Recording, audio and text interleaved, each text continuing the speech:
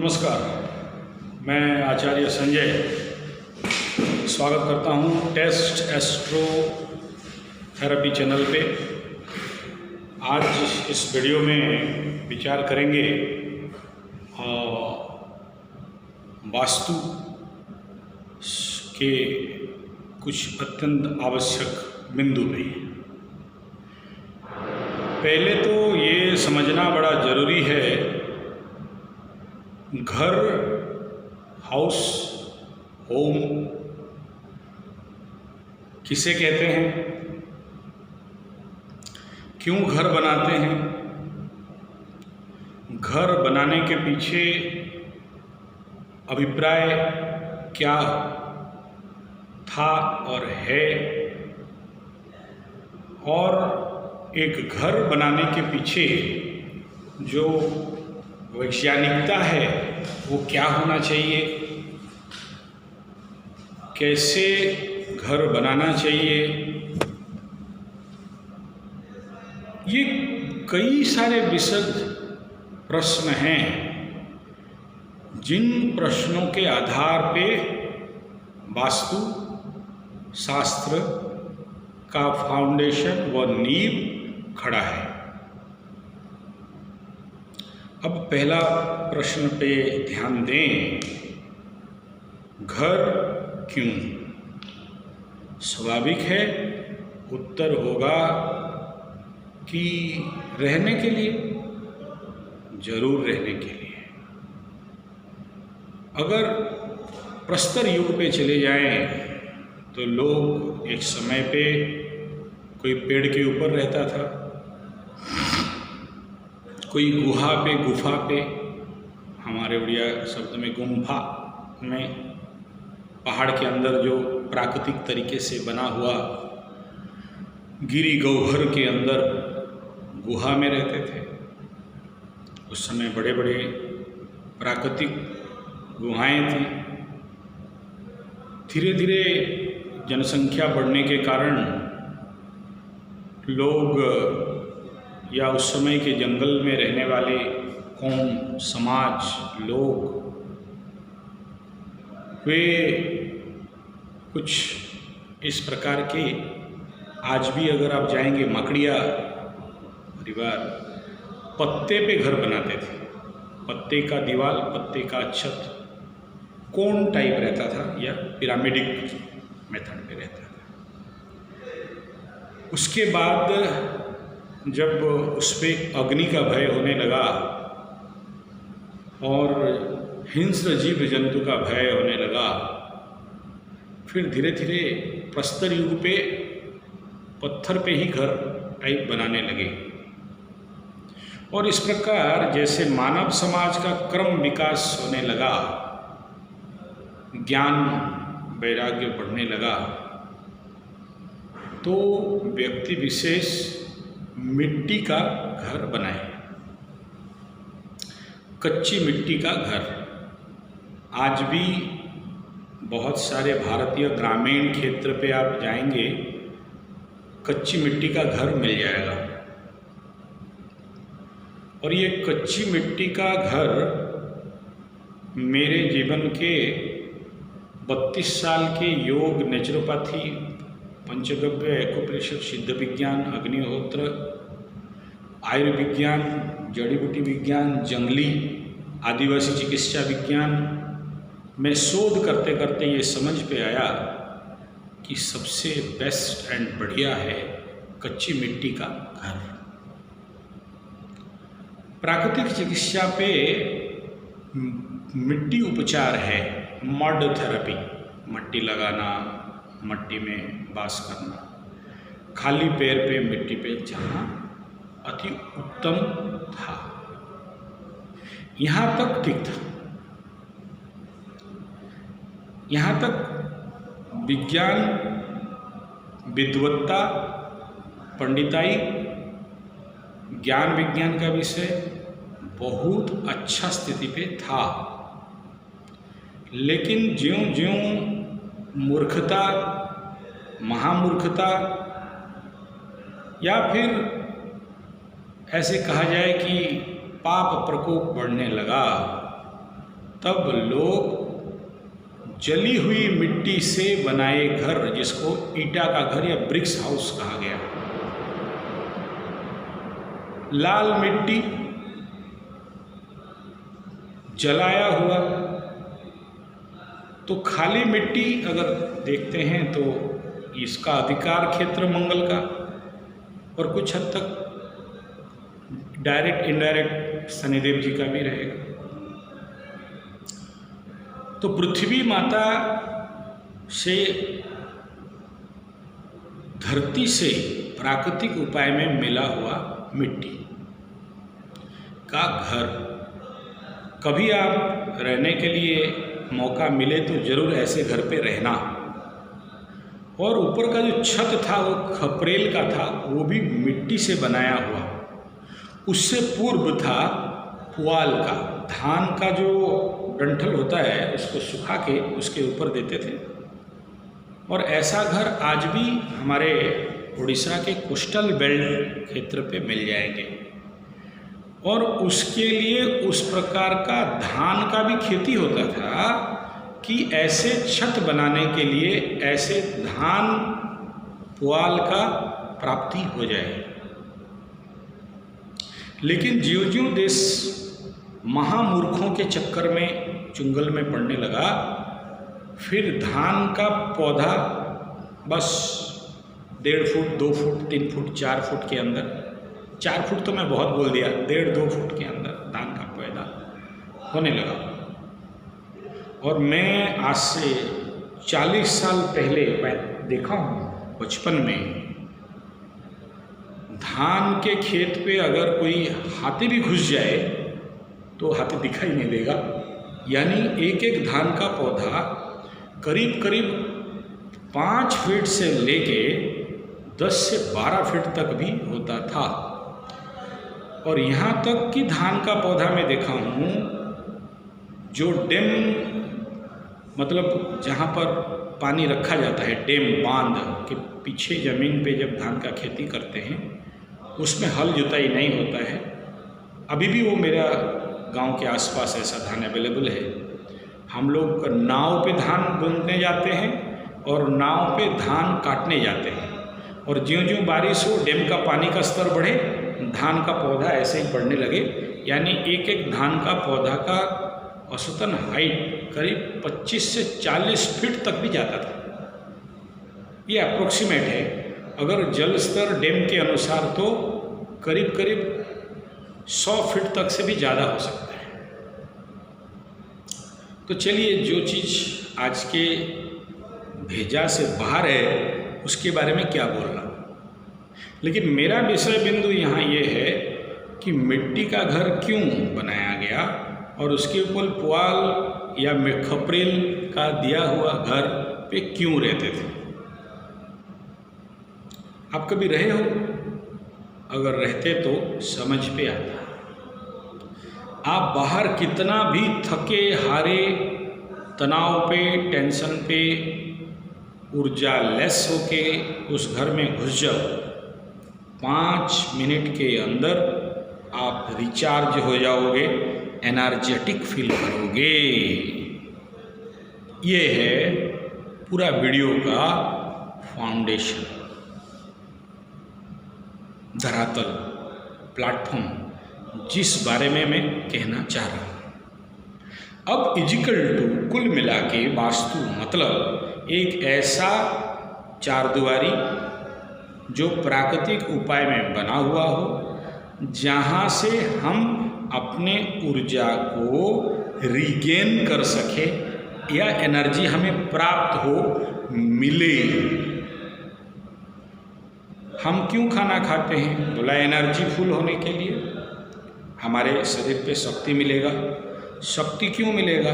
बाहर जाके या अपने घर पे काम करेंगे, किस प्रकार का भी काम हो, शारीरिक काम हो, मानसिक काम हो, सामाजिक कार्य हो, फिजिकल लेबर हो, मेंटल लेबर हो, कर्म क्यों करेंगे?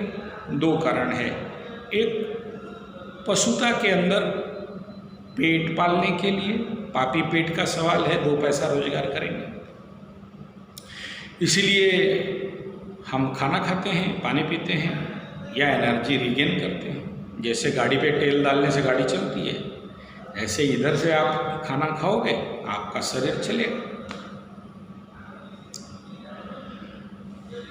शक्ति प्राप्त करना भोजन का प्रमुख और मुख्य बिंदु हुआ। अब वो शक्ति किसी भी प्रकार का हो सकता है, शारीरिक शक्ति, मानसिक शक्ति, प्राणिक शक्ति, और अगर शास्त्रोक्त शब्द में कहा जाए इच्छा शक्ति, क्रिया शक्ति, ज्ञान शक्ति, जो कि श्री महाकाले, महालक्ष्मी, महासरस्वती। तो शक्ति तो अल्टरनेटली चाहिए, पावर तो चाहिए। केवल फिजिकल शारीरिक शक्ति का अगर बात कहा जाए तो पशु शक्ति है, बस एनिमल एनर्जी। तो उसके लिए भरपेट खा लो। और देखिए, जो बहुत ज़्यादा खाता है उसका बुद्धि भी कम रहता है, फिजिकल पावर तो बहुत रहता है। अब बुद्धि के लिए भी कुछ भोजन करना पड़ता है, खाना खाना पड़ता है, लेकिन हमें ये पता नहीं है, हम बस पशु जैसे खा जाते हैं। और मैं यहाँ तक भी लोग देखा हूँ ऐसे भोजन करते हैं कि खा पी लेने के बाद थक जाते हैं, यानी भोजन कर लिया तो अब नींद है, नींद आ जाए सो जाओ।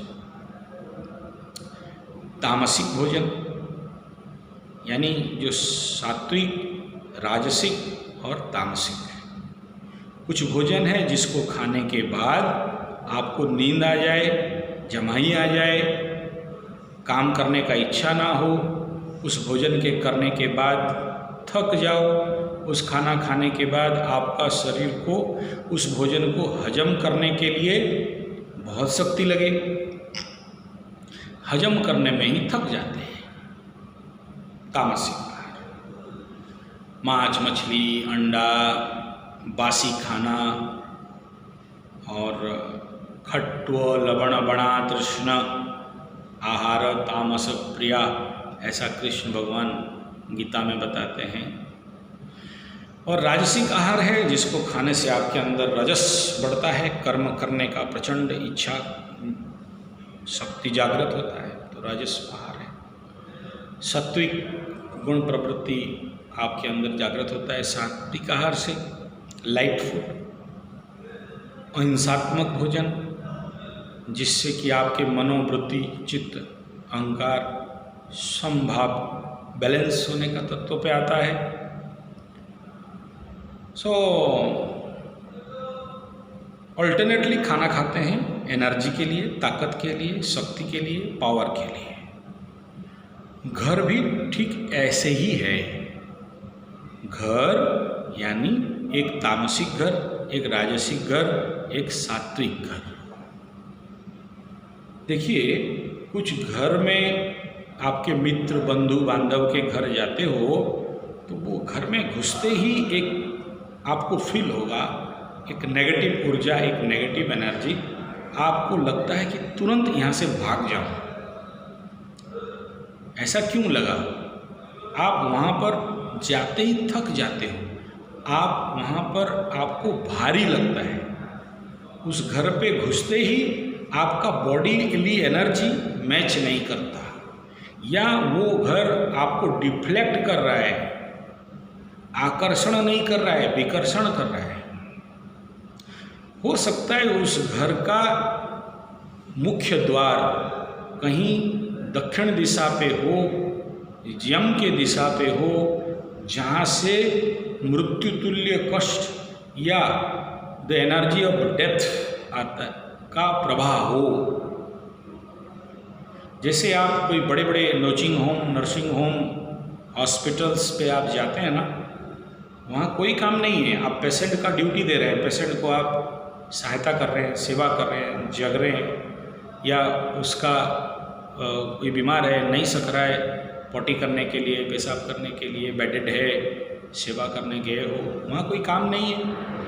बड़े से बड़े नर्सिंग होम सेंट्रलाइज एसी में बैठे हो, या जिस कमरा पे पेशेंट है वो भी एसी रूम है, बैठे हो, आप बैठे बैठे थक जाते हो,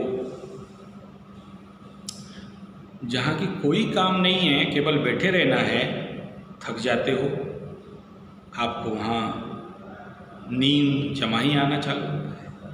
वहाँ आपको लगता है कि अब उठ के जाऊँ, एक अकबका, एक अनईजीनेस कहाँ से आया?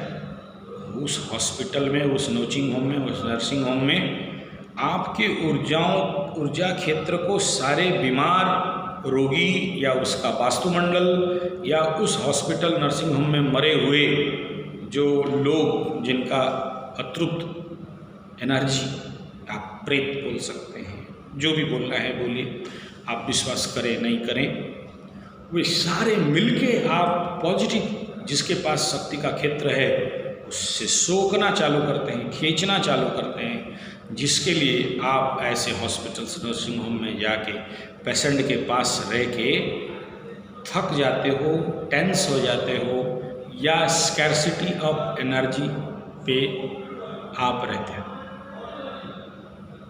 ऐसे ही अगर आप अपने घर से निकल के किसी फैक्ट्री, किसी ऑफिस, किसी आईटी सेक्टर्स कंपनी पे काम करने के लिए जाते हो, तो उस कर्म क्षेत्र का जो माहौल है, जो एटमॉस्फेयर है, जो घर है, अगर कहीं वास्तु के अनुसार गलत है, दुर्बल है, एनर्जी रिसीवर है, नॉट एनर्जी डोनर है, तो वहाँ पर आपके जो वर्कर्स हैं वे काम करने से पहले ही थक जाते हैं, या उस नेगेटिव एटमॉस्फेयर, माहौल, वातावरण, हाउस के अगेंस्ट वहाँ जाके ज़्यादा एफर्ट एनर्जी लगा के आप कम काम कर पाते, यानी कंपनी का या उस फैक्ट्री का नुकसान हो रहा है, जिसके तहत फैक्ट्री वास्तु, ऑफिस वास्तु या कंपनी वास्तु का डेवलपमेंट किया गया है, ताकि हमारा वर्कर्स आए तो उनको एनर्जी मिले और वो ज़्यादा देर तक काम कर पाएँ, और ज़्यादा काम करने के बावजूद थके नहीं, एनर्जी लॉस नहीं हो, एनर्जी रीगेन हो, और वो कंपनी का फायदा दे सकें, फैक्ट्री को ज़्यादा काम करके मुनाफा दे सकें। लेकिन कौन सा गधा कंपनी का मालिक, ऑफिस का मालिक, बॉस, मैनेजर, लीडर इन सूक्ष्म बात को मानता है, विश्वास करता है, समझने का कोशिश करता है? मैं देखे मेरा जीवन का अनुभव से कहता हूँ, जब भी इस प्रकार के किसी ऑफिस में, फैक्ट्री पे, घर पे, कंपनियों में मैं जाता हूँ और इन वास्तु विषय पे उनको व्याख्यान देता हूँ, समझाता हूँ, उनके शंका समाधान करता हूँ या वास्तु करेक्शन करने जाता हूँ, तो सबसे ज़्यादा उन्हीं के लोग में से मुझे विरोध करते हैं। उनका ये दोष नहीं है, क्योंकि उस ऑफिस के ऐसे एनर्जी मंडल, ऐसे हाउस, ऐसे कोने पे, ऐसे जगह पे उनको बैठा दिया गया है कि पॉजिटिव से पॉजिटिव वर्कर, पॉजिटिव से पॉजिटिव बॉस, पॉजिटिव से पॉजिटिव मैनेजर भी उस कोने पे, उस जगह पे जो प्लेस उसको मिला है, उस प्लेस में बैठ के इतना नेगेटिव एनर्जी सोखता है, एब्जॉर्ब करता है, एक्सेप्ट करता है, जिसके लिए, या इतना collision between positive and negative energy, self energy and universal energy and that vastu energy, और दैट वहाँ जहाँ वो बैठा है, वो जो मंडल जिसको हम लोग भाग करते हैं, वर्ग, मंडल, प्लेस, कोना, जिसके लिए उसका पर्सनालिटी उस वास्तुमंडल पे जाके एक दोगला, एक इस प्रकार का पर्सनालिटी जिसको कहते हैं द्वंद्वात्मक, कंफ्यूज पर्सनालिटी बन गया। और मैं देखा हूँ कि वहाँ से वही वर्कर, वही ऑफिसर निकल के जब दूसरा किसी कंपनी में काम करता है और उसको अच्छा वास्तुमंडल मिलता है, तो उससे ज़्यादा काम करता है, ज़्यादा प्रमोशन पाता है, ज़्यादा तनख्वाह पाता है, एनर्जेटिक रहता है। आप कदाचित सो एनर्जेटिक वाला नहीं होना चाहिए कि एकदम मस्त कोट बूट सूट में आया कि नहीं, आप बैंड बजाने को बढ़िया स्मार्ट दिखाई दे रहा है, इसका मतलब नहीं है कि वो hard work and smart work कर पाएगा। दिख तो रहा है, दिखा रहा है, क्योंकि मैनेजर को दिखाना है, मालिक को दिखाना है, बॉस को दिखाना है, तो अपने को स्मार्ट तो दिखाएगा, लेकिन स्मार्ट प्रैक्टिकली कर्म क्षेत्र पे वो नहीं होगा। वो हाथी का दिखाने वाला दांत और चबाने वाले दांत का बात है। यानी क्या हुआ, वह क्षेत्र जहाँ से इसको ऊर्जा मिलना चाहिए था, वह क्षेत्र इसका एनर्जी का डिस्ट्रक्टिव पॉइंट बन गया है। तो वो फैक्ट्री, वो ऑफिस, वो कंपनी या वो हाउस, वो एटमॉस्फेयर पूरे वर्कर मंडल को डिस्ट्रॉय कर रहा है, उनके वर्किंग कैपेसिटी, क्वालिटी को खड़ा नहीं कर पा रहे, उनको सपोर्टिव एनर्जी नहीं मिल रहा है। यानी पॉजिटिव से पॉजिटिव आदमी नेगेटिव जोन पे जा रहा है, या नेगेटिव पर्सनालिटी पे खड़ा हो रहा है, या पर्सनालिटी डिसऑर्डर फेस कर रहा है उस फैक्ट्री, उस कंपनी पे काम करके। ज्योतिषी के अनुसार भी देखा जाए, अगर वो कंपनी इसका नाम से लौकिक नाम हो, कुंडली का नाम हो, उस नाम से अगर वो कंपनी का नाम शत्रु राशिस्थ है, तो नेचुरली वहाँ उसके लिए तो कोई मतलब का नहीं है, लॉस हाउस है। वो फैक्ट्री के लिए भी लॉस हाउस, कंपनी के भी लॉस है, और इस व्यक्ति के लिए भी लॉस है। लेकिन अगर वहाँ वास्तुमंडल को ओके कर दिया जाए, तो इस व्यक्ति का शत्रु राशिस्थ होने के बावजूद वहाँ उस हाउस पे कुछ हद तक, पूरा बात नहीं कर रहा हूँ, कुछ हद तक अच्छा काम करने का आशा किया जा सकता है, क्योंकि वो वहाँ जाने के बावजूद एनर्जी गेन कर रहे हैं। उदाहरण, मकर राशि का लॉस हाउस व्यय का जो घर है वो धनु राशि, 12th हाउस द्वादशेश धनु और बृहस्पति, द्वादश घर धनु। धनु राशि के नाम के अंतर्गत पकड़ लीजिए ज नामक कोई भी नाम, उदाहरण दे रहा हूँ, बाकी बहुत सारा एस्पेक्ट्स है। ज नामक, या तो जगदा, या तो जगन्नाथपुर, या तो ज से आप ले लीजिए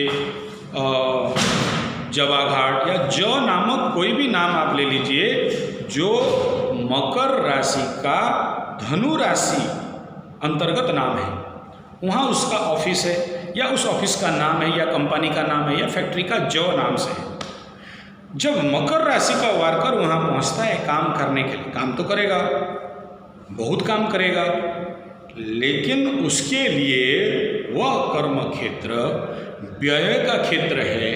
तो वहाँ किसका, मकर लग्न का, मकर पर्सनालिटी का, या अगर मकर राशि का है तो मकर मन का उस धनु राशि पे व्यय होने लगता है, एनर्जी का क्षरण होने लगता है, नुकसान होने लगता है, लॉस होने लगता है। जहाँ जिस घर को विदेश का 12th हाउस, विदेश का, जेल का, मोक्ष का, फॉरेन का जो कहा जाता है वहाँ, तो वो लग्न का व्यय। तो जब वो ऐसा व्यक्ति वहाँ पहुँचेगा काम करने के लिए, वो अपना व्यय तो करेगा, अपना व्यय तो करेगा। जब अपना व्यय हुआ तो नेचुरली फैक्ट्री का, कंपनी का, ऑफिस का भी व्यय हुआ। यानी वहाँ से कमाएगा जरूर, रोजी रोटी तो कमाएगा, लेकिन ना खुद का डेवलप कर सकता है, ना कंपनी का डेवलप कर सकता है। अब मूल विषय पे आते हैं। मैं या एक्स कोई घर बनाता है, प्राकृतिक घर तो आज के डेट में बहुत कम, 1% 2%, और शहर में पॉसिबल नहीं। अगर कोई बुद्धिमान व्यक्ति है तो हो सकता है ऊपर मिट्टी का घर बना भी ले, किसी छत पे लेके बना भी ले, लेकिन क्योंकि धरती के साथ कनेक्टेड नहीं है तो उसको वो एनर्जी तो मिलने वाला है नहीं। और सीमेंट, कंक्रीट, रॉड, लोहे का सलीखा, सलाखें इत्यादि से बनाया गया घर नेचुरल तो नहीं है। सीमेंट भी फैक्ट्री पे जला के बनाया जाता है, लाल ईंटा भी फैक्ट्री पे जला के बनाया जाता है, और अभी तो और भयंकर से भयंकर और खतरनाक से खतरनाक राख से बनाया गया, राख फैक्ट्री का राख, fly ash brick, white brick, pressure brick, hydraulic pressure brick, इस प्रकार के। चलिए, लाल ईंटा, मिट्टी का ईंटा मंगल के क्षेत्र पे आता था, राख का ईंटा राहु का क्षेत्र पे है। यानी कल तक मंगल के साथ रहते थे, मंगल ऊर्जा का देवता है, ग्रह है, मंगल का सर्वमंगल मांगल्ये शिवे सर्वा, मंगल का जो अधिपति। तो आपको मार्शियन एनर्जी मिलता था, you have a capacity to fight against self, against the evil energy, against the with all the enemies. जैसे घर में रहोगे, इम्पोर्टेंट तो हाउस का है ना, ग्रह का इम्पोर्टेंट तो बाद में, लेकिन जब आपका हाउस मंगल के क्षेत्र से हटके फ्लाई ऐश ब्रिक, काला ईंटा, सफ़ेद ईंटा, प्रेस ब्रिक्स पे चला गया, तो आपका घर का दीवाल राहु क्षेत्री हो गया। यानी आपको चारों तरफ से राहु जैसे राख और जला हुआ चीज़ का ऊर्जा रेगुलरली मिलने लगा। आप बोले उससे क्या होने वाला है? देखिए, इससे थोड़ा और पीछे चलते हैं। आज से 30 साल पहले जो भी घर देखेंगे, इवन मुंबई जैसे जगह पे मैं देख के आया हूँ कुछ पुराने घर जो आज तक तोड़े नहीं गए। पास में तो बड़े बड़े बिल्डिंग्स हैं, लेकिन आसपास जो घर हैं वो कहीं एस्बेस्टस शीट पे, कहीं खपरेल पे। मुंबई जैसे महानगरी मैं लास्ट अभी कुछ दिन के नीचे थे, शायद हो सकता है 6 महीना, 1 साल पूर्व गया, और ऐसे कुछ जगह पे देखा कि जो अंग्रेज़ों का समय का घर है, कुछ प्रॉपर्टी डीलिंग्स पे केसेस चल रहे हैं, लीगल कोर्ट कचहरी का केस चल रहा है, और वो घर आज भी ऐसा खड़ा है। तो वहाँ जाके देखेंगे तो घर का जो ऊपर का छत था पिरामिडिक पोस्चर पे था, ऐसे कुछ हद तक इक्वल टू पिरामिड। तो सूर्य किरण का रश्मि जब उसके ऊपर गिरता था तो वो 65 डिग्री या 60 डिग्री एंगल पे नीचे की ओर स्थानांतरित हो जाता था, और घर के अंदर एक पॉजिटिव ऊर्जा का प्राप्ति होता था। या वो पिरामिड जैसे संरक्षित सुरक्षित रखता है, ऐसे ही जब वो छत ऐसे चारों तरफ से एंगल में रहता था, वो चाहे खपरेल का, एस्बेस्टस शीट्स का या पुआल का।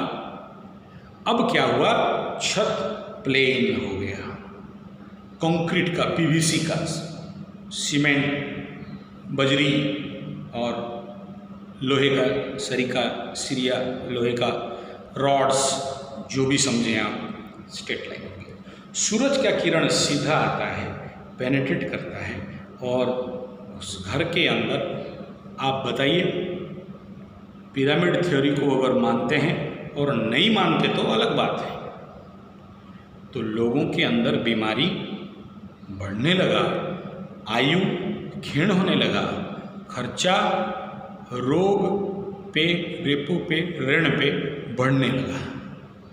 यानी गलत हाउस पे हम रह गए, जिस घर पे घुसने से हमें ऊर्जा मिलने के जगह में हमारा ऊर्जा डिस्ट्रॉय होने लगा, डायरेक्टली डिस्ट्रॉय होने लगा, जिससे उस घर पे रहने से हमें अकबकी लगता है, हमें उस घर पे एक कुछ अलग प्रकार का सेंसेशन आने लगता है। उस घर पे पति पत्नी के बीच में आए दिन झगड़ा, टेंशन, बच्चे बात नहीं मानना, जो भी फैमिलिकल प्रॉब्लम्स हैं बढ़ने लगा। अब इससे थोड़ा आगे चलते हैं। अगर मिट्टी का घर होता तो एनर्जी मिलता, सीमेंट कंक्रीट अननेचुरल घर में हुआ, एनर्जी डिस्ट्रॉय हुआ। अब गधों का बुद्धि और चौड़ा होने लगा। क्या बोले? Interior decoration. अच्छा, किस में? Hardwood, plywood, polythene, plastic, synthetic elements, fibres, fire proof fibres and fire प्लाईवुड्स, मुझे नाम नहीं पता, लेकिन जिसका जिसका घर पे लाखों करोड़ों रुपया इंटीरियर डेकोरेशन पे खर्चा किया गया है, वो छत के नीचे गर्म नहीं होगा करके आर्टिफिशियल कलर्स और पागल जैसे कलर के, बेडरूम में जो कलर नहीं होना चाहिए वही कलर, बाथरूम पे जो कलर नहीं होना चाहिए वही कलर, अग्निकोण किचन पे जो कलर नहीं होना चाहिए वही कलर, मन मर्जी जहाँ जो लगा दे बॉल। अब आपके जीवन का ऊर्जा क्षेत्र प्रचंड प्रभावित होने लग गया। यानी आप और क्रिएटिव व्यक्ति बन के नहीं रहे, धीरे धीरे धीरे धीरे आपके अंदर पशुता बढ़ने लग गया और वो एनर्जी के साथ चमड़ा मोटा खाल, सेंसिटिविटी, कॉन्शियसनेस का कमी और पशु और एनिमल इफेक्टिव एनर्जी अंदर बढ़ने लगा। रहो, बीमार बनो, टेंशन पालो, शक्ति ऊर्जा का क्षीण करो, आध्यात्मिक ऊर्जा का कमी करो।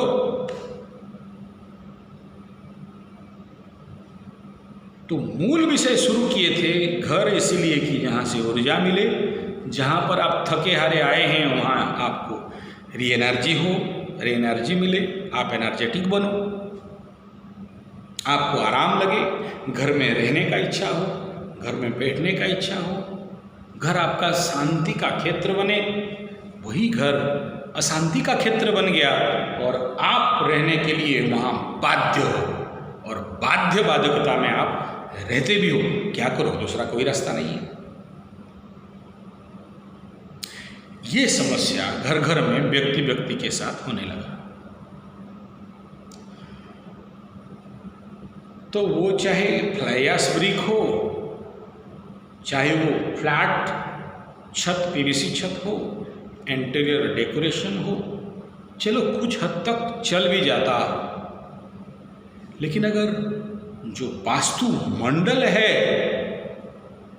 अग्नि कोण पे आपका किचन, ईशान कोण पे देवस्थान, जलस्थान, आध्यात्मिक स्थान, वायव्य कोण लक्ष्मी का स्थान, वायव्य कोण एम्प्टी एंड वायु के लिए, पितृकोण यम कोण मालिक के लिए, भारी देने के लिए, और मध्य केंद्र बिंदु नाभिस्थान, घर का वास्तु मंडल का नाभिस्थान, और यहाँ के अंदर निर्धारित करके किस दिशा पे लेटरिन बाथरूम हो, किस दिशा पे पूजा घर हो, किस दिशा पे किचन हो, किस दिशा पे आपका फ्लोटेड स्टोर हो, किस दिशा पे परमानेंट स्टोर हो, किस दिशा पे मालिक का बेडरूम हो, किस दिशा पे बच्चों का बेडरूम हो, किस दिशा पे आपके जो घर का अनवांटेड एलिमेंट्स जिसका आवश्यक नहीं है, जो जिसको बोलते हैं गार्बेज एरिया, जिसको फेंका जाए लेकिन संरक्षित फेंका जाए और बाहर फेंका जाए, दो प्रकार के गार्बेज एरिया है, उनको फेंका जाए। विंडोज़ एंड डोर्स, दरवाज़ा और खिड़की कहाँ कहाँ रखा जाए कि घर के अंदर पॉजिटिव ऊर्जा आए। पूर्व दिशा का घर हो तो इंद्र का स्थान, राजस्थान, जहाँ से पॉजिटिव ऊर्जा घर पे आए, मान सम्मान बढ़े।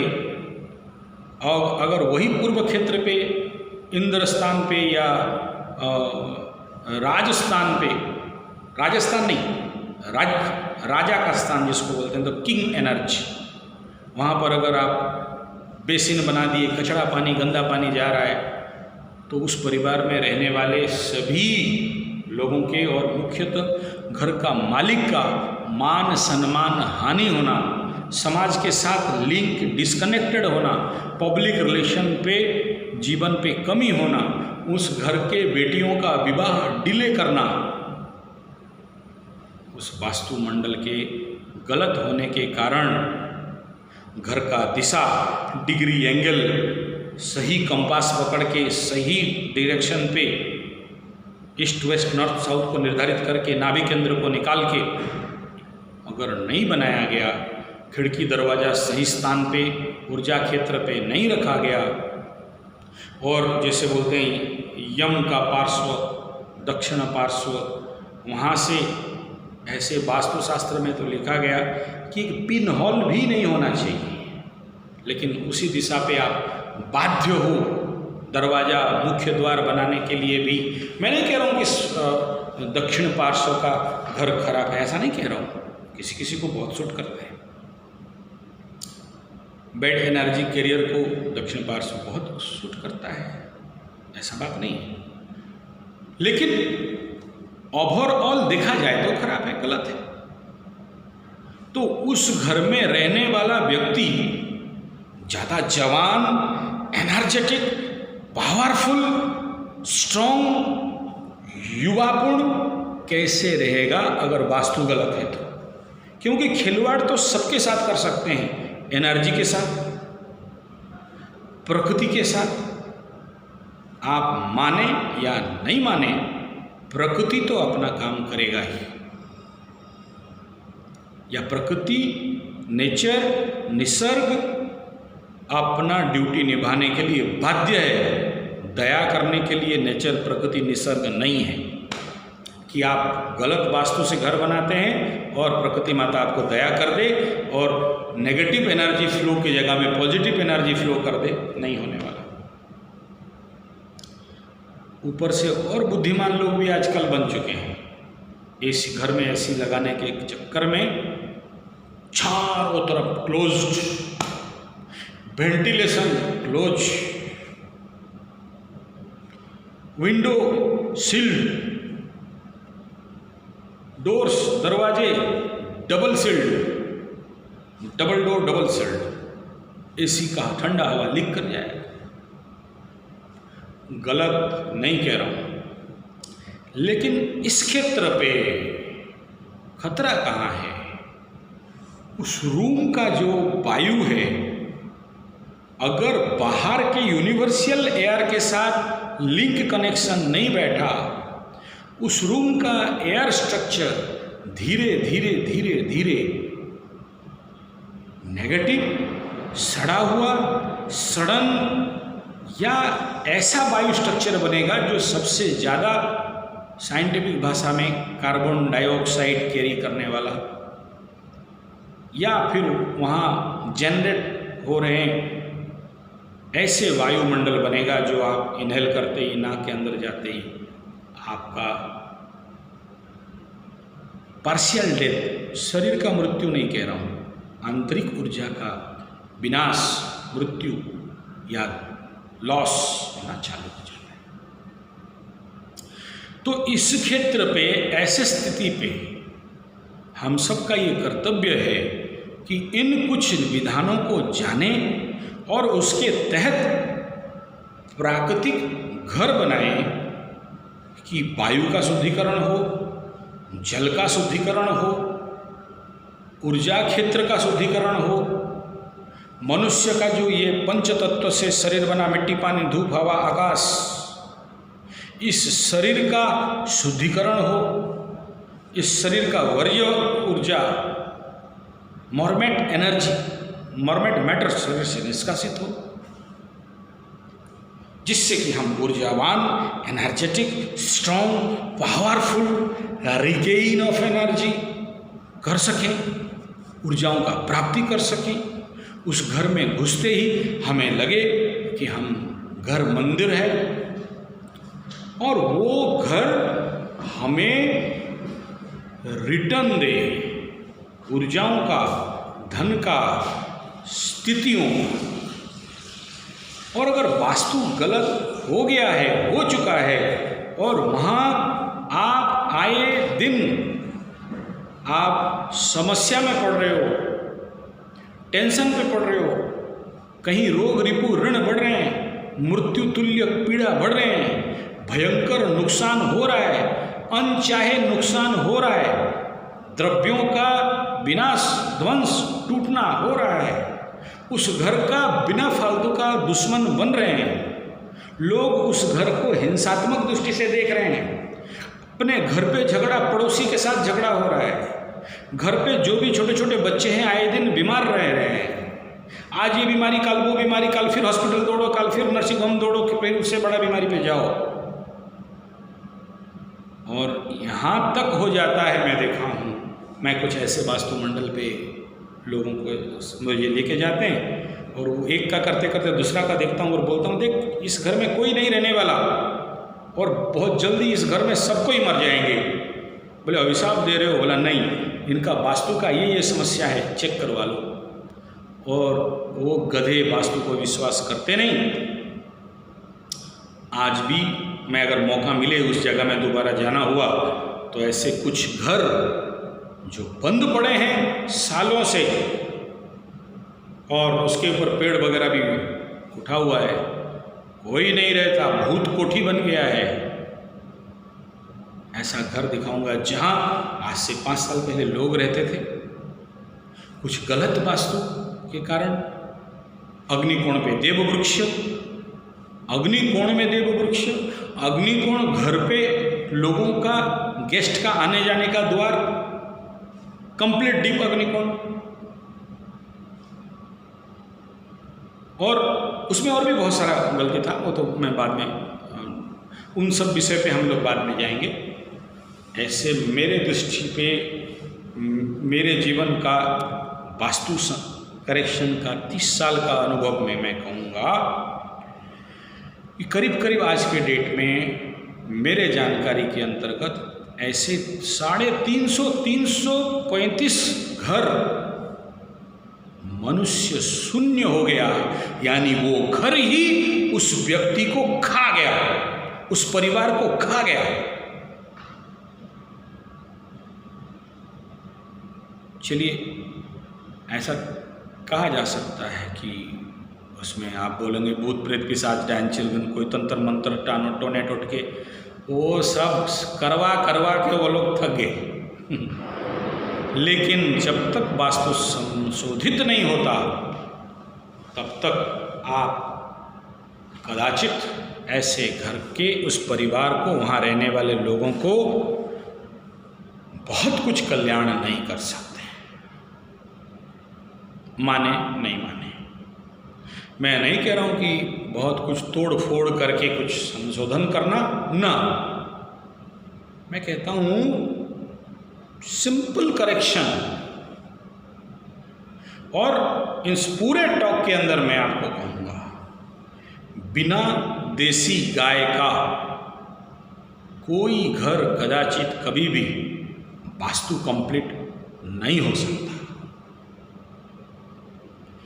आप कोई भी थेसिस, वास्तु का थेसिस पे जाइए, कोई भी वास्तु का थेसिस पे जाइए,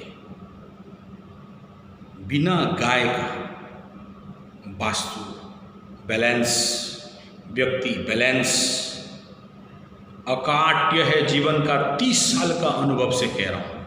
अच्छा, वो गाय भी ऐसा नहीं कि पीछे किसी कमरे पे रख दिए या ऐसे अनवांटेड, घर के मुख्य द्वार के आसपास। हाँ, वो डिपेंड करता है घर किस, मुख्य द्वार किस दिशा पे है, उसके हिसाब से। लेकिन सर्वदेवमयी गौ है तो ईशान कोण के आसपास तो ज़्यादा बेहतर है, बाकी आपका मर्जी।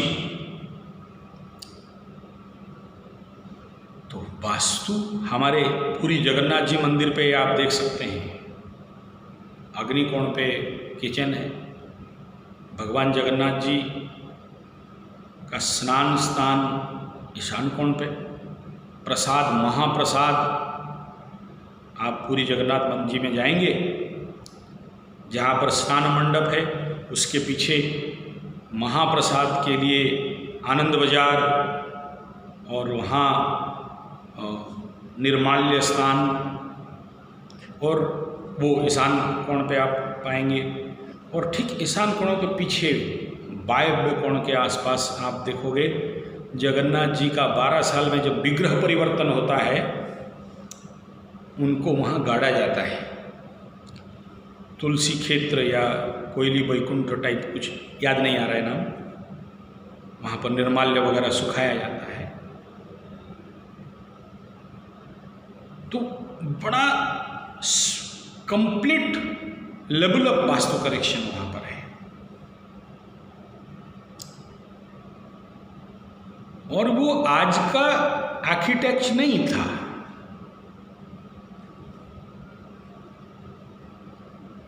पाँच सौ 700 1000 साल या जो भी, एग्जैक्टली मेरे पास आंकड़ा नहीं है या है भी प्रिंट पे नहीं। और जहाँ जहाँ वहाँ वास्तुमंडल पे खिलवाड़ किया गया बाद में, कुछ हद तक, मैं दोषारोप नहीं कर रहा हूँ, लेकिन कुछ इस प्रकार के मैं जब जाता हूँ तो दूर से बैठ के निरीक्षण करते रहता हूँ, तब उस मंदिर पे क्रैक आने लगा। चलिए, मंदिर का क्रैक का तो और भी बहुत सारा कारण है, लेकिन कहीं ना कहीं इस प्रकार के इम्पैक्ट वहाँ पड़ने लगा। तो जब जगन्नाथ, मैं यहाँ कहने का पीछे तात्पर्य ये है, देखिए बहुत सारे जो प्रत्नतत्वविद आए थे उनके वो कई सारे रिपोर्ट दिए थे। उसमें से एक रिपोर्ट तो ये था कि जो मंदिर के अंदर जो अखंड दीप जल रहा है वो दिया पे शुद्ध देसी गाय का घी डाला जाता था। जब से Holstein, Friesian, Jersey, pasteurise milk, artificial घी, चर्बी युक्त घी, कंपनी का घी, और जो भी कंपनी है, नाम लेना तो नहीं चाहता, मुझे लीगल पछड़े पे फंसना नहीं है। उड़ीसा में क्या क्या घी का कंपनी चलता है, पूजा दुकान में मिलता है आप देख लो, अवेलेबल है। नाम तो निकल रहा है मुंह से, लेकिन बोलना नहीं चाहता। उन घी से जब इस प्रकार के दिया जलाने लगा तो जो पत्थर और अंदर पे जो नेचुरल फ्लो ऑफ एयर था वो डिस्टर्ब होने लगा, वो एनर्जी क्षेत्र डिस्ट्रॉय होने लगा, जिसके लिए फिर बड़े बड़े कूलर्स लगा के अंदर ठंडा हवा छोड़ने लगे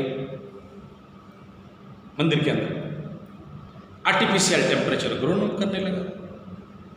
आज से 40 साल 42 साल पहले मैं जब मंदिर जाता था बचपन पे माता पिताजी के साथ, और मंदिर में अंदर गर्भगृह में जब हमें परिक्रमा कराया जाता था बड़ा ठंडा लगता था। लेकिन उसके बाद ज्यों ज्यों हम लोग बड़े होने लगे और उड़ीसा से शुद्ध देसी गाय खत्म होने लगी, घी दूध दही मक्खन मिश्री घटने लगा, आर्टिफिशियल जर्सी, हॉल्स्टन, फ्रिजियन, भैंस कंपनी वाला घी दूध दही छेना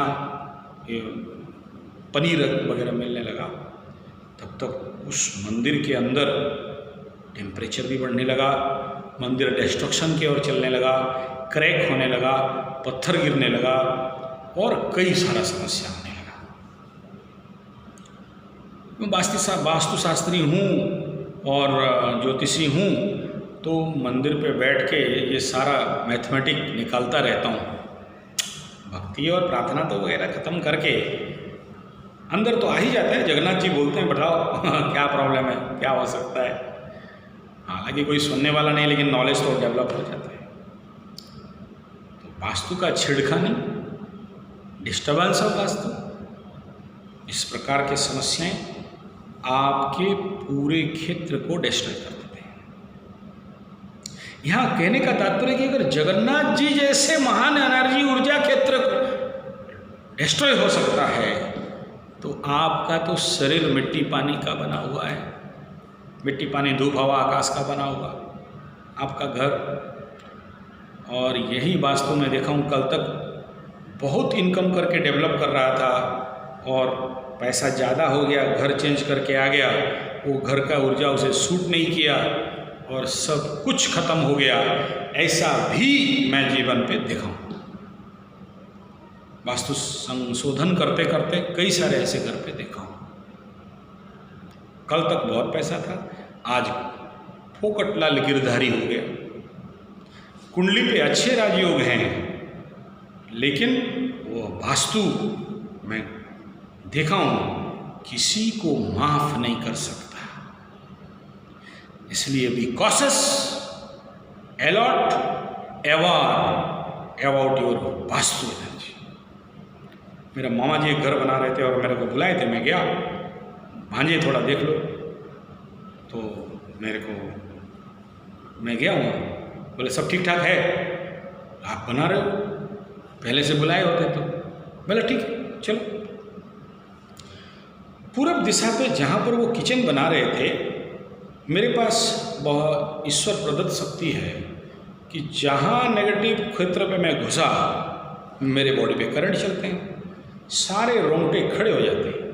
तो मेरा मामा जी को खड़ा किया और मेरा मामा जी को बोला कि मामा जी खड़े रहो, देखो क्या हो रहा है। मैं उस रूम के अंदर घुसा और बाहर निकला, घुसा और बाहर निकला। बोला देख लो, एक कदम उस रूम पे घुसाया, सारे रोंगटे खड़े हो गए, और रूम से बाहर निकला, देखो सब सामान्य हो गए। मशीन का आवश्यक था तो बाद में है। वास्तु शास्त्री बनने के लिए साधना का आवश्यकता है कि आप उस एनर्जी को फील कर लो कि उस घर पे ऊर्जा बढ़ा रहा है, घटा रहा है, नेगेटिव एनर्जी दे रहा है या नेगेटिव एनर्जी को सोख रहा है, पॉजिटिव सप्लाई कर रहा है। अगर मेरे को I am a very sensitive, energy sensitive हूँ, मैं अपना घमंड नहीं कर रहा, ऐसा नहीं सोचना कि आप ये तो आ गया बेटा हाँकने के लिए, डिंग हाँकने, no no no, I feel that energy.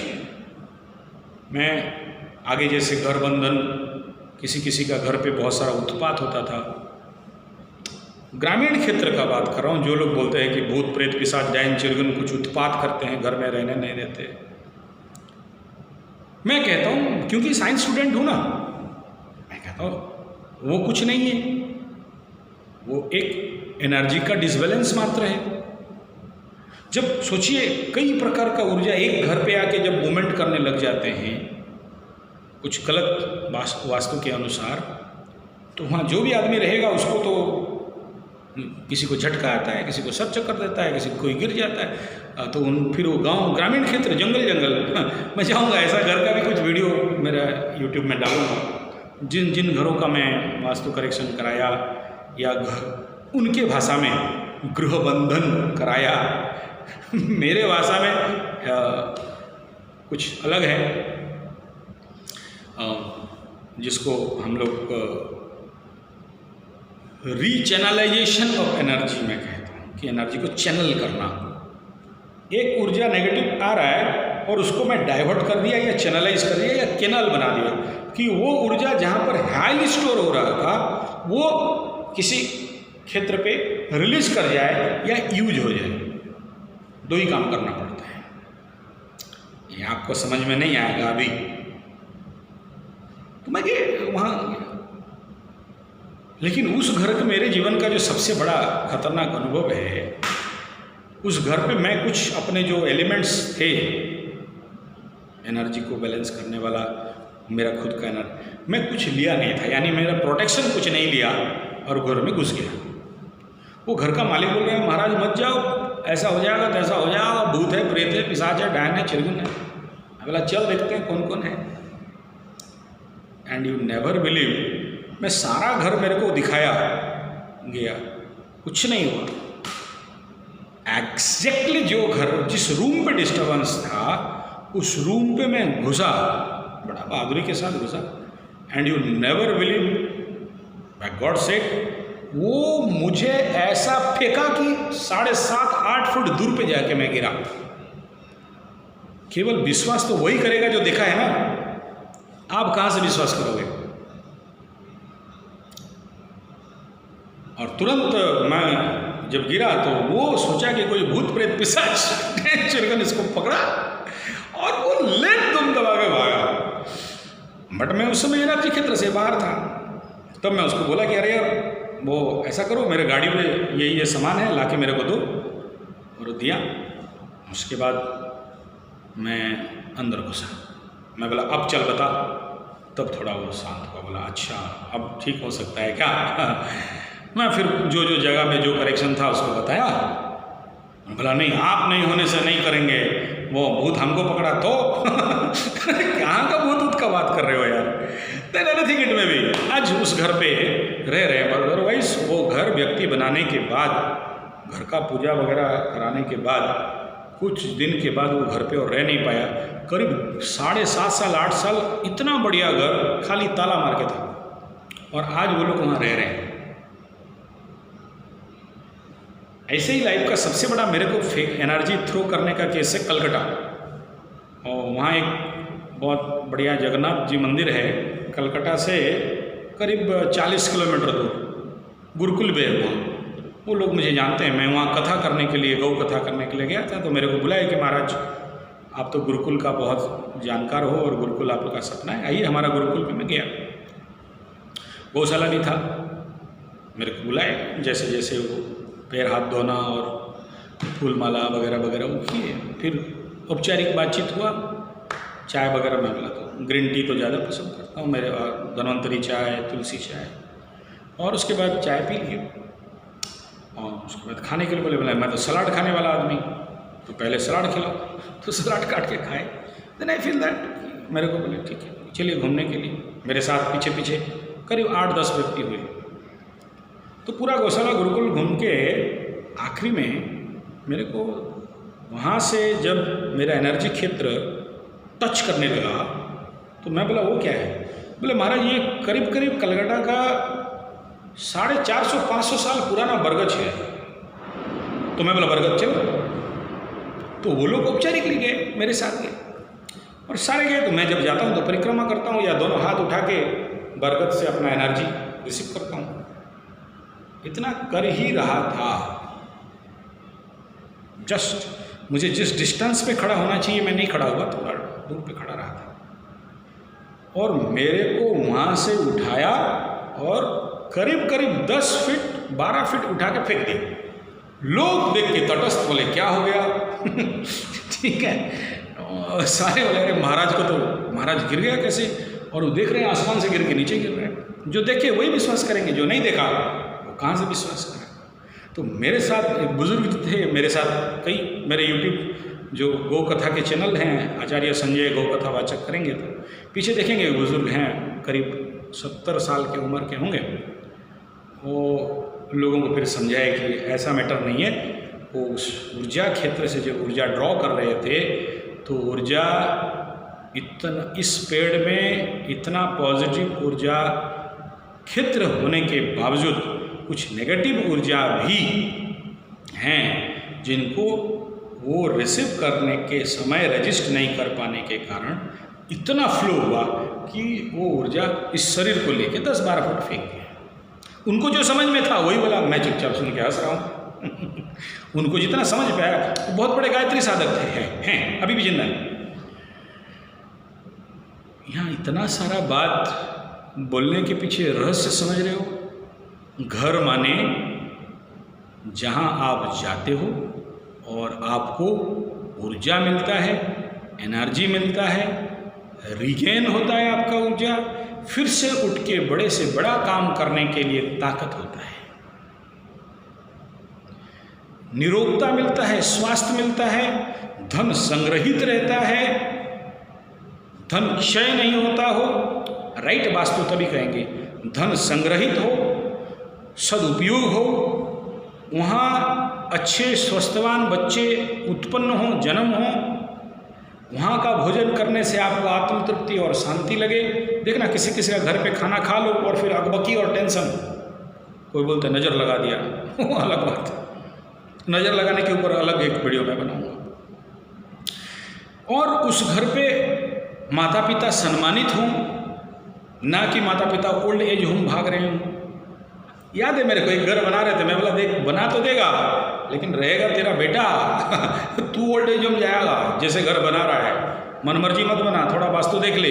सुना नहीं, घर बना 6 महीना घुसा के नहीं, गृह प्रतिष्ठा करके गृह प्रवेश कराने के बाद 6 महीना के बाद बेटा बेटी बहू लेके ओल्ड एज होम पे डाल दिए। सावधान, घर तो बनाओगे, क्योंकि जॉर्ज बर्नार्ड शॉ क्या बोले पता है, the fools are build home and clever are stay there.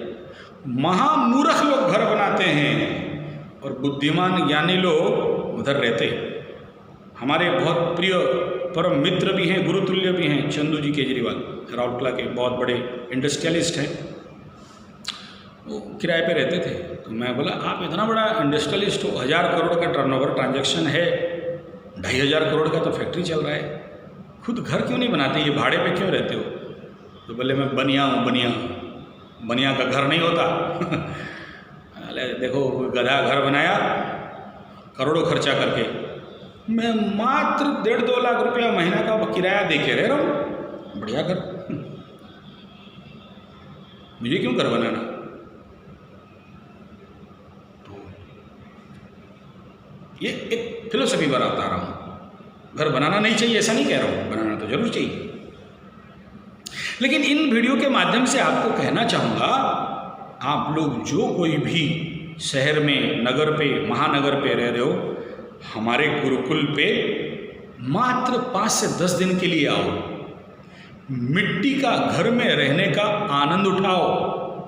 मिट्टी का दीवाल, पुआल का छत, मिट्टी का दीवाल, खपरेल का छत, जंगल के अंदर पूरे शुद्ध ऑक्सीजन वातावरण पे रहो और ऑर्गेनिक उत्पन्न, प्राकृतिक उत्पन्न, नेचुरल खेती से उत्पन्न, ऑर्गेनिक का मैं विरोधी हूँ, ऑर्गेनिक नहीं कह रहा हूँ, प्राकृतिक, नेचुरल, निसर्ग, जंगली पद्धति से खेती किया गया सलाद, फलों का, उसका रस का मज़ा उठाओ, जूस का मज़ा उठाओ।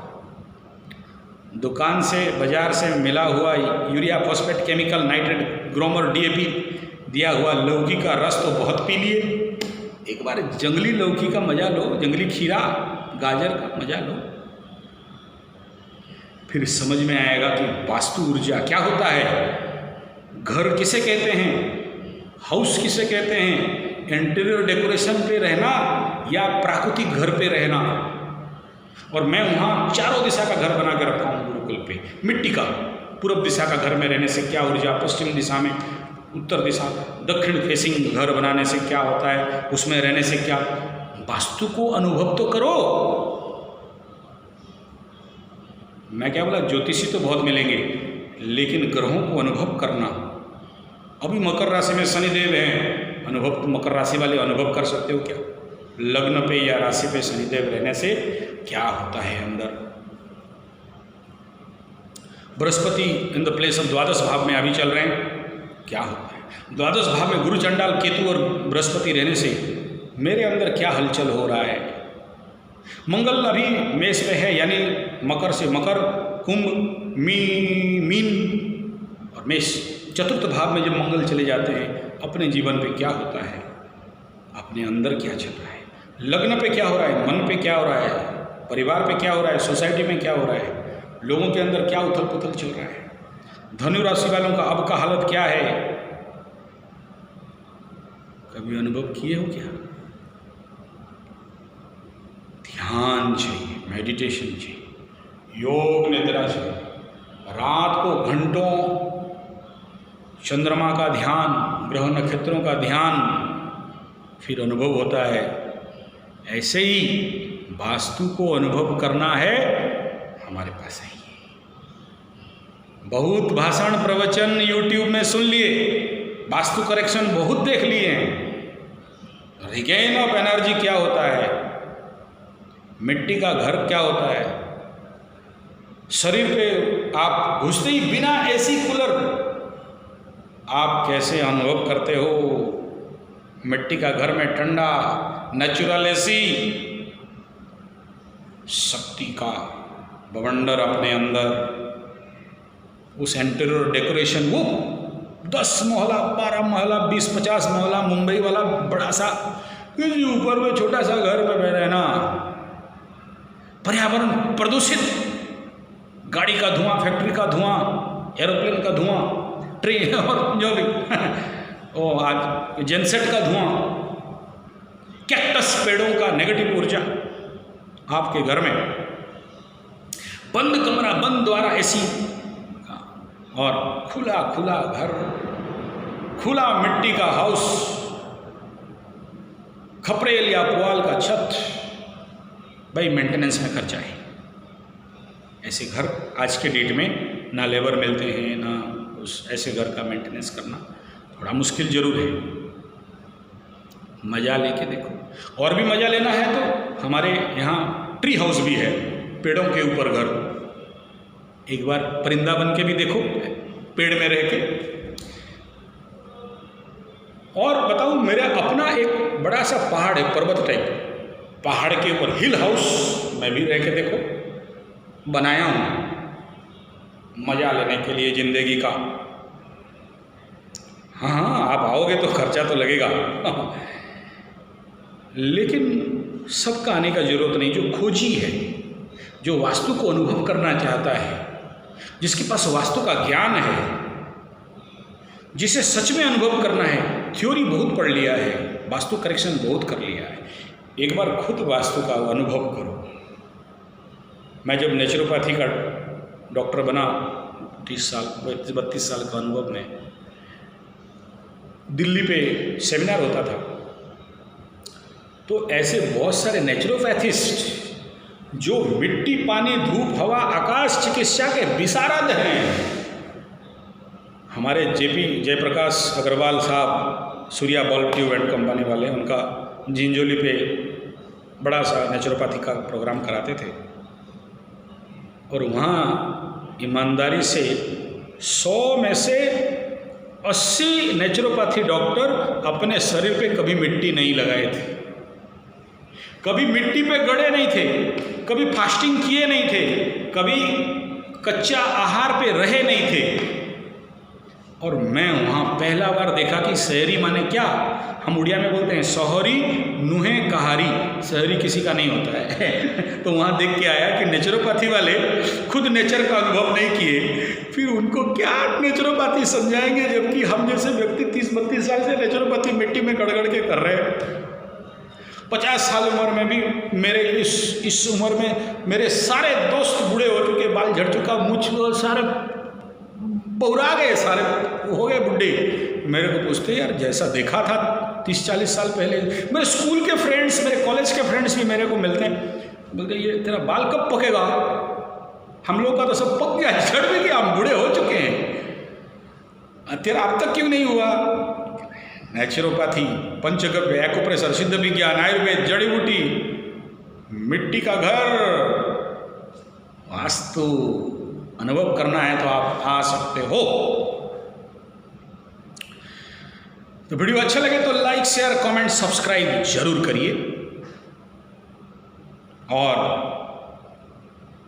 हमें प्रोत्साहित करिए इस प्रकार के उत्तम ज्ञान आप तक पहुंचाने के लिए, प्रैक्टिकल क्रूर नॉलेज। तो चलिए, वास्तु सीखना चाहते हैं तो हमें आप संपर्क कर सकते हैं, ज्योतिष सीखना चाहते हैं तो हमें आप संपर्क कर सकते हैं, किसी प्रकार के कर्मकांड इत्यादि, रुद्राभिषेक, रुद्र यज्ञ, चंडी पाठ, चंडी यज्ञ, ग्रह शांति यज्ञ, नवग्रह यज्ञ, जाप इत्यादि, हवन इत्यादि सीखना, सिखाना और करना चाहते हैं तो आप संपर्क कर सकते हैं।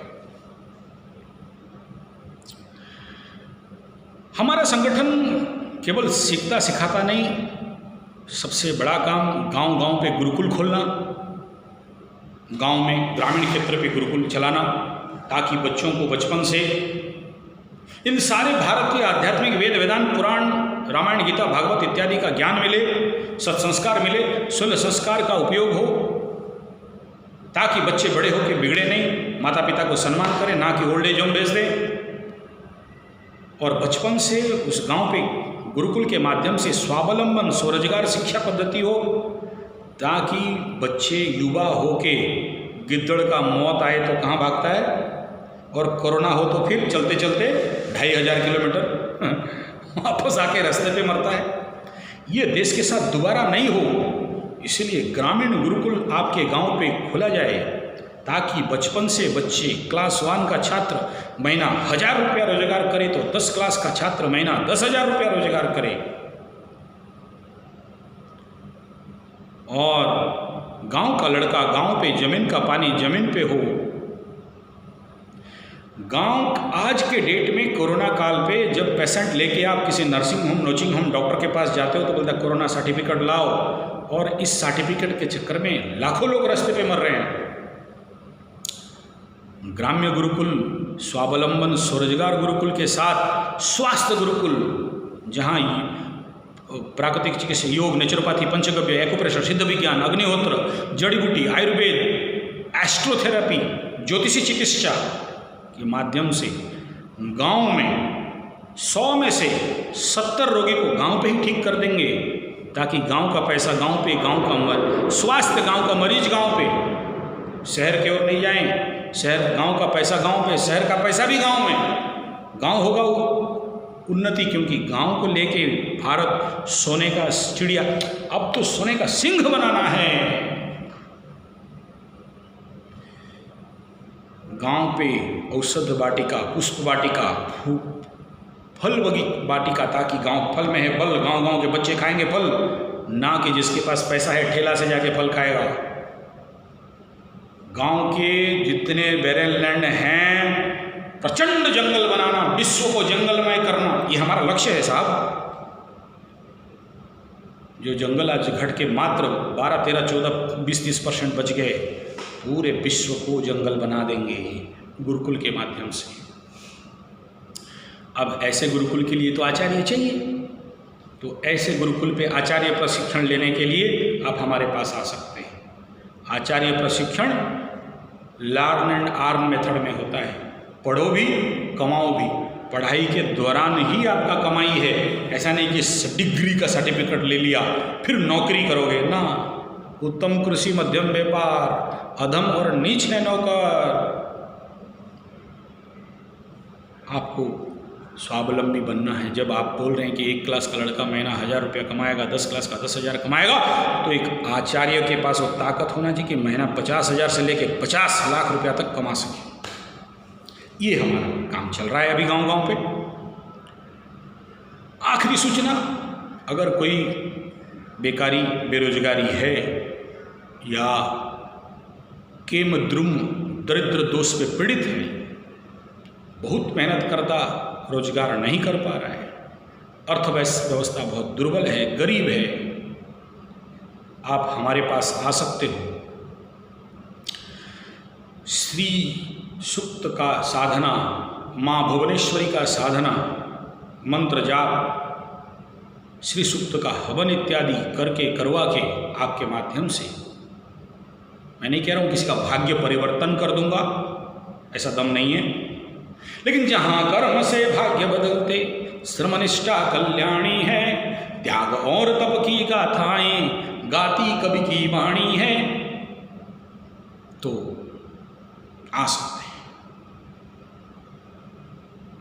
केवल साधना आध्यात्मिक प्रार्थना से नहीं, सफलता का लक्ष्य है प्रार्थना, पुरुषार्थ। तो इसीलिए हमारा संगठन ऐसे बेकार बेरोजगारों के लिए कई सारे ट्रेड से ट्रेनिंग देता है। शुद्ध प्राकृतिक कृषि, शुद्ध देसी गाय का पंचगव्य इत्यादि का डेयरी, पंचगव्य मेडिसिन्स, पंचगव्य प्रोडक्ट्स, कृषि गोरक्षा वाणिज्यम, स्मॉल स्केल इंडस्ट्री, ताकि चाइना के ऊपर दोबारा हमारा देश को डिपेंड होना नहीं पड़े, स्वावलंबी स्वरोजगारी बने। देश का आवश्यक, अति आवश्यक वस्तु हमारे युवा अपने गांव-गांव पे स्मॉल स्केल इंडस्ट्री, छोटे छोटे फैक्ट्री बना के उत्पादन करें, मेहनती बने। इस प्रकार का ट्रेनिंग देते हैं और ट्रेनिंग के दौरान लर्न एंड अर्न मेथड से रोजगार करवाते हैं। ट्रेनिंग दे के, सर्टिफिकेट दे के आपको ठग के भगाना हमारा मकसद नहीं है। आप तब तक हमारे साथ रहोगे जब तक फुल एक्सपीरियंस नहीं हो जाओ, पूर्ण स्वावलंबन नहीं हो जाओ, आपका factory complete business take over नहीं करे, फुल पेज पे नहीं चल जाए, तब तक हमारा सर्टिफिकेट आपका बैंक का अकाउंट है। जब आपका जीरो बैलेंस अकाउंट लाख रुपया, करोड़ रुपया रह जाएगा and continuous flow of money मिल जाएगा, उसी दिन आपको हम गुरुकुल से रिलीज करेंगे। संत टुकड़ादास महाराज बोलते हैं ना, करो श्रम उद्योग देश अपना बनाने, ग्राम गीता पुस्तक, महाराष्ट्र के संत तुकाराम दादा जो महात्मा गांधी के गुरु भी हुए, तुकड़िया दास, उनका एक एक भजन सुनिए। और आखिरी में जो देश वंदना है, माताओं को बनाए वीर सपूतों को उपजाने, बहुत गिद्दड़ का भगदड़ देख लिए। तो इन सूचनाओं के साथ विषय को यहाँ विराम देता हूँ। इन बात बोलने के अंदर कोई गलती बोला हूँ, किसी को अगर ठेस पहुँचा हो, कष्ट पहुँचा हो, मुझे क्षमा करें। और इन वाणियों के अंदर कुछ गलती हो, कमेंट पे मुझे लिख के ज़रूर बताएं, ताकि अगला मैं अपने आप को सुधार कर सकूं। कोई बात नहीं, बुरा भी लिखो बढ़िया है, अच्छा भी लिखो बढ़िया है। मेरे बाकी YouTube 5 चैनल हैं, मेरे को गाली देते हैं, मैं रखा हूँ सेव करके, गाली दिए बढ़िया बात, नो प्रॉब्लम। मेरा सुधार के लिए इतना तो सहायता कर सकते हैं। और हमारे चैनल को सब्सक्राइब जरूर करिए। जिनको वास्तु का प्रैक्टिकल ट्रेनिंग लेना है हमारे पास आ सकते हैं। नो ऑनलाइन थ्योरी ट्रेनिंग, भी प्रैक्टिकल। वास्तु घर पे रह के देखो होता क्या है, अपने हाथ से घर बनाओ, मिट्टी का घर, पुआल का घर, अनुभव करो क्या होता है घर बनाने से लेके रहने तक। और अगर किसी का घर हो और गृह प्रवेश यज्ञ कराना चाहते हैं, टेक्निकली गृह प्रतिष्ठा अलग है, गृह प्रवेश अलग है, इस प्रकार के साइंटिफिक कर्मकांड करवाना चाहते हैं, तो आपके समक्ष 32 साल का अनुभव पंडित है। नहीं, अपने आप को पंडित नहीं कहता हूँ, मैं तो गधा कहता हूँ। गधा मीन्स गंभीर ज्ञान, गधा, धी प्रचुर धी शक्ति, उस गधा का बात नहीं कह रहा हूँ। अपने आप को नीचे नहीं आ रहा हैं भाई, स्ट्रांग हैं। आप संपर्क कर सकते हो। संपर्क नंबर 9437580589 या फिर 9938727418। ये दोनों नंबर आप YouTube में आप टाइप करिए, मेरा सारा चैनल नीचे नीचे करके निकल जाएगा। हमारे बारे में और विस्तृत जानकारी ले सकते हैं, हम लोग क्या कर रहे हैं, क्या किए हैं विगत 8, 10, 20 साल के अंदर। 30 साल पहले तो YouTube था नहीं तो उस समय भी डालता मैं। तो नमस्कार।